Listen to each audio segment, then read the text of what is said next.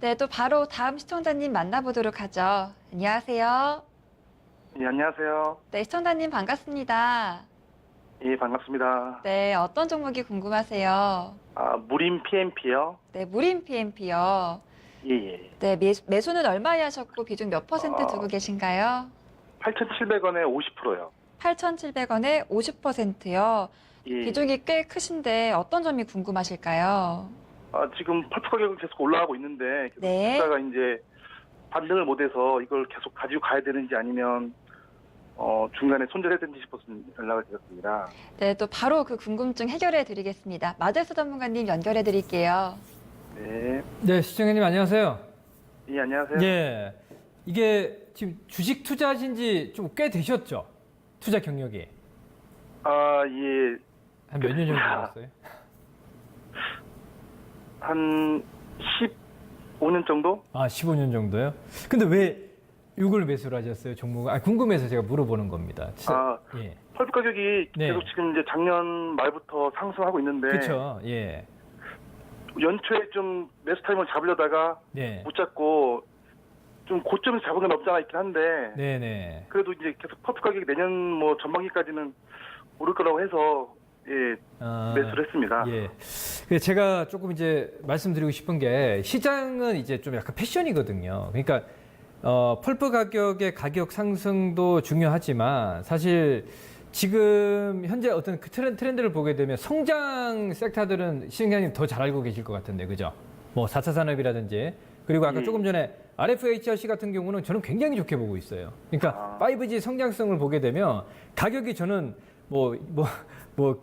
되게 좋게. 그러니까 저런 시장에서 꾸준하게 성장이 되는 종목군들을 사야 되는 게 좀 좋지 않겠느냐, 이렇게 좀 보고 있거든요. 그러니까 무슨 얘기냐면, 사실 우리가 이제 우리가 과거에 어떤 일이 있었냐면, 중국이 시리 정권 교체가 되기 전에, 그 전통산업이 구조조정이 되기 전에 가장 큰 수혜를 봤던 우리나라 소재 관련 업종들이 철강 업종들, 화학 업종들, 이 소재 섹터들이거든요. 엄청나게 올랐어요. 그러니까 중국 증시가 1,500에 3,000포인트 갈 때, 예를 들어서 그 롯데케미칼 같은 경우는 거의 1,000% 터졌어요. 10배.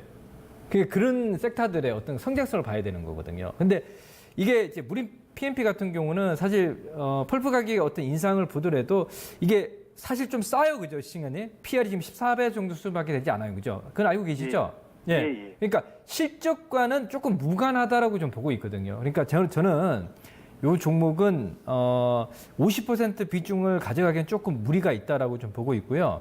8,700원에서 한 9,000원 정도? 그 정도까지 올라오면 한 30%는 좀 줄이세요. 무슨 말씀인지 아시겠죠?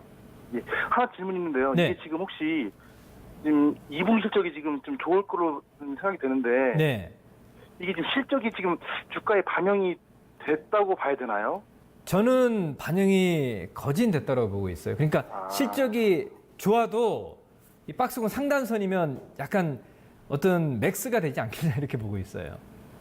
네, 기술적으로 보게 되면 한번 차트를 한번 보겠습니다. 그러니까 지금 실적 지금 PR 한 13배, 14배 정도인데 지금 보세요. 우리가 PR 밴드를 보게 되면 이게 1분기에 영업이익이 229억에 매출액이 1,500억인데 영업이익률을 당기 순이익이 한 160억이니까 한 10% 영업 주당 순이익이 그 당기 순이익이 나오죠, 그죠? 그러니까 예를 들어서 그렇게 크게 한 300억까지도 우리가 예상을 한다면 분기별로 최근 들어서 굉장히 좋은 실적이다라고 좀 볼 수 있거든요, 분기별로 보면. 근데 주가의 흐름을 보면 보세요.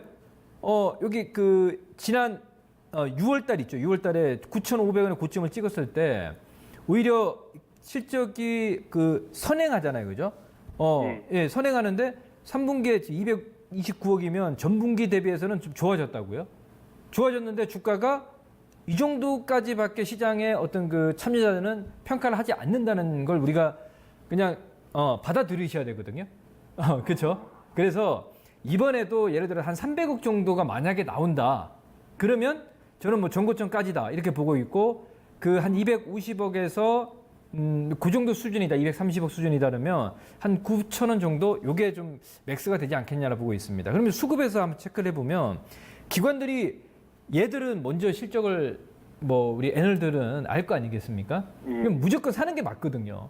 그렇죠? 예. 근데 그렇게 크게 강력한 매수는 아니거든요. 그리고 외인들도 그냥 약간 좀 장기적으로 뭐 장기 물량들만 가져가는 이런 모습들이 좀 보이니까 그렇게 크게 저는 그렇게 생각을 해요, 시청자님. 그래서 물론 시청자님 의견도 있으시고 뭐 그렇지만 제가 봤을 때는 비중은 일단 줄이고 대응하는 게 맞지 않느냐 이렇게 보고 있습니다. 아, 예, 그렇게 대응하시면 충분히 더 잘하실 것 같은데 우리 시청자님께서는. 아닙니다. 네네네. 그렇게 한번 접근해 연말까지는 보시고. 좀 네네. 연말까지는 그냥 비중 축소해서 가지고 가도 문제는 없을 것 다시, 같나요? 예, 다시 제가 못 들어서 다시 한번 말씀 좀 해주시겠습니까? 아, 그러면 연말까지는 좀 비중을 축소해서 가지고 가도 뭐 괜찮을 그렇죠, 것 같나요? 그렇죠. 예, 비중을 좀 축소를 하세요.